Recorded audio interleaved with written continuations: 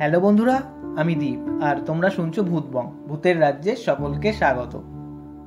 বন্ধুরা, তোমরা আজকে যেই ঘটনাটা শুনতে চলেছ, ঘটনাটি একদম রিসেন্টলি 2 থেকে 3 সপ্তাহ আগের। আর ঘটনাটি শেয়ার করেছে কল্যাণীর চশরহাটি থেকে পলাশ মণ্ডল। এই অনবরত বৃষ্টি, তার কারণে যে এই বন্যার মতো সিচুয়েশন হয়েছিল, তো এই বন্যার সময় অনেক জায়গায় জল উঠে গিয়েছিল। সেই জল উঠে যাওয়ার কারণে অনেক জায়গায় মাছ ধরা হয়।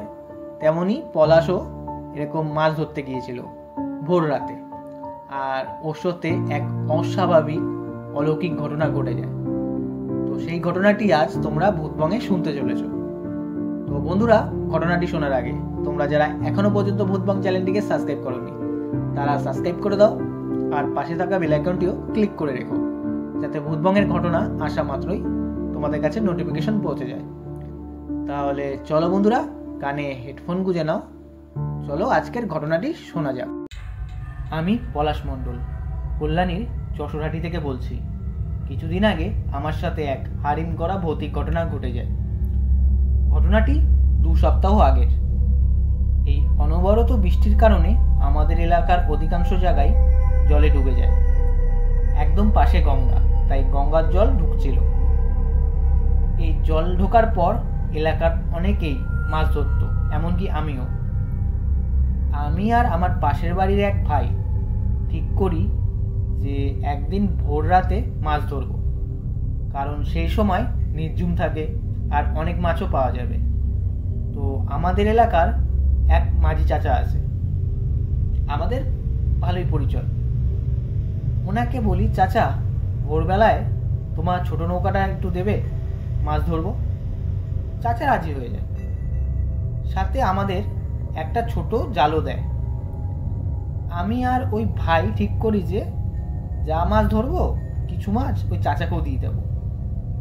যাই হোক, এবার মূল ঘটনায় আসা যাক। ভোর 3:30 আমি আর ভাই নৌকো নিয়ে বেরাই মাছ ধরতে। আমরা একদম গঙ্গার কাছে চলে যাই। ভাই নৌকার এক সাইড থেকে ওই ছোট জালটা ফেলছে, আর আমি নৌকার এক সাইড থেকে বড়শি দিয়ে মাছ ধরছি। 10-15 মিনিটের মধ্যে ভালোই মাছ ওঠে। আমি তো বড়শি দিয়ে ধরছি, কিছুটা সময় একটু লাগছিল, এদিক ওদিক তাকাচ্ছি। হঠাৎ আমি দেখি গঙ্গার অপর সাইডের পারে একটা পা, আর আমাদের পারে আরেকটা পা। একটা পাহাড়ের মতো অবয়ব পার হচ্ছে, মানে আমাদের পাড়ের দিকে আসছে। আমি ওই দেখে থতমত খেয়ে যাই। ভাইকে বলি, ভাই ওই দেখ, ওইটা কি? ভাইও তাকায়, ভাইও দেখে ভয় পেয়ে যায়। আর ভাই বলে, দাদা এখানে আর থাকা যাবে না, তাড়াতাড়ি চ এখান থেকে। আমরা সঙ্গে সঙ্গে ওই জায়গা ছাড়ি। এবার এলাকার ভেতরেই থাকি, 2 জন মাছ ধরছি আর আলোচনা করছি যে এটা আমরা কি দেখলাম, কি জিনিস ছিল। কথা বলছি আর মাছ ধরছি। আমার বড়শিতে ভালোই বড় বড় মাছ উঠছিল। হঠাৎ আমার কানের সামনে এসে কাঁধের মধ্যে হাতটা রেখে ভাই বলে, দাদা এবার বাড়ি চ। আমি পকেট থেকে ফোনটা বার করি, দেখি 4:30 বেজে গেছে। আমি বলি, হ্যাঁ অনেক মাছ ধরেছি, চ এবার বাড়ি যাওয়া যাক। আমি বড়শিটা গুটাচ্ছিলাম, গুটিয়ে যখন নৌকার অপোজিটে তাকাই, দেখি ভাই তখনও জাল ফেলে মাছ ধরছে। আমি বলি, কি রে, এই বললি বাড়ি চ, তুই তো এখনো জাল ফেলে রেখেছিস। ভাই বলে, কি বলছিস? আমি তোকে কোথায় বললাম বাড়ি চ? আমি মানে কেমন একটা হতভম্ব হয়ে যায়। আমি বললাম, তুই পাগল নাকি? তুই আমার কাঁধে হাত রেখে বললি দাদা এবার বাড়ি চ। আমিও রাজি হলাম। ভাই বলে, আরে না, আমি এরকম কিছুই বলিনি। আমি না নিজেও অবাক হয়ে যাই যে ব্যাপারটা কি হলো। আর কিছুক্ষণ আগে ওরকম জিনিস দেখেছি, এমনিতেই ভয়ে ছিলাম, তার মধ্যে আবার এরকম ব্যাপার। ভাইও ভয় পেয়ে যায়। ঠিক করি না, এবার বাড়ি যেতেই লাগবে। আর তখনই চোখে পড়ে আমরা যত মাছ ধরেছিলাম সব তো নৌকার মধ্যেই ছিল, একটা মাছও নেই। মোটামুটি 7 থেকে 8 কেজির উপরে মাছ ধরেছিলাম। দেখি একটা মাছও নেই। দুজন বুঝে যাই আমাদের সাথে স্বাভাবিক কিছু ঘটছে না। এবার যত তাড়াতাড়ি সম্ভব বাড়ি ফিরতে লাগবে। আমরা বাড়ির উদ্দেশ্যে রওনা হই। বাড়ি থেকে 1-1.5 কিলোমিটারের মতো দূরে ছিলাম। আর তখন ভোর 5টার মতো বেজে গেছে, মেঘলার জন্য অন্ধকার ছিল।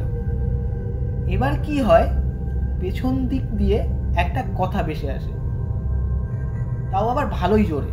বলে, আজ আমাকে দেখেছিস? এই কথাটা একবারই বলে।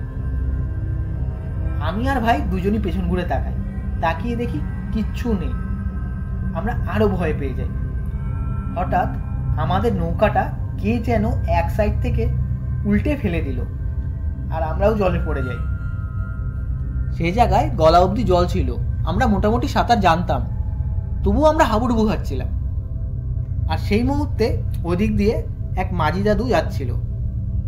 উনি দেখে তাড়াতাড়ি আসে, এসে আমাদেরকে উদ্ধার করে আর জিজ্ঞাসা করে যে কিভাবে ঘটলো। তখন দাদুকে আমরা সব ঘটনা বলি যে এই ব্যাপার ঘটেছে। তখন দাদু বলে, তোরা এই ভোর রাতে কেন এমন মাছ ধরতে এসেছিস? তোরা তো অনেক কিছু জানিস না। এমন আমরাও রাতে যখন মাছ ধরতে যাই, গঙ্গার মধ্যে অনেক জিনিস দেখি। এমন দেখতে দেখতে আমাদের এই ভয়টাও কেটে গেছে।